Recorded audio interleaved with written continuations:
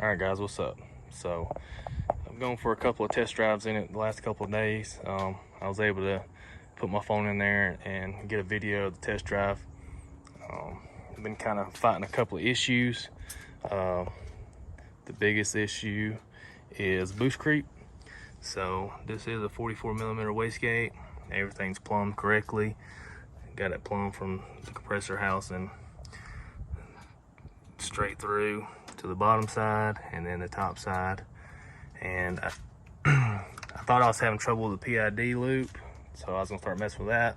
But first I wanted to make sure that we could just run straight spring pressure. So I unhooked the solenoid for the boost controller, and we still have a huge boost creep. I have boost cut set at 15 pounds and it gets there instantly. Like, this thing has no chance. I took the wastegate apart. It's just got the one red spring in it, so it's supposed to be like 4 pounds. I thought it was in a great spot on this housing.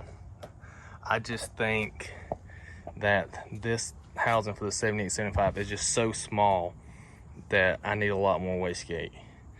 On the GT45, this worked perfect. I could run whatever.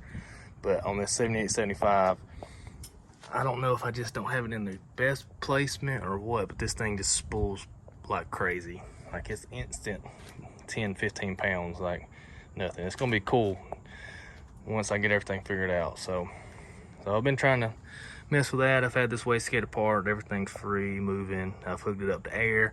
It opens up at 4 pounds. So I know it's just, I don't have enough wastegate. I probably could have put it in a better spot. I know people's put 44mm wastegates on setups like this, but I just don't have a great spot to put it. It's hard to see in there, but you can see how tight it is. So I've got two options. I can get a bigger wastegate, like the VS has a 50 and a 60mm wastegate. I could do that. But if it is my wastegate placement, then I'm not sure if that's gonna help or not. So I'm thinking about just doing what Denmod did, Matt Happel, Sloppy. That one time he had boost creep issues with the one that he welded to the housing. He just took and welded another wastegate to the housing and had 2 wastegates on the same housing. So thought about just buying another 44mm wastegate, and it's basically 88mm of wastegate, and I should not have any boost creep, but hadn't decided on that yet. Y'all can weigh in if you want to. I think a larger wastegate or add another wastegate. I just like putting them in the turbo housing because it makes it look clean. I just don't want to put it on the turbo log because, like, I mean, there's nowhere great, because it would have to be in this 90.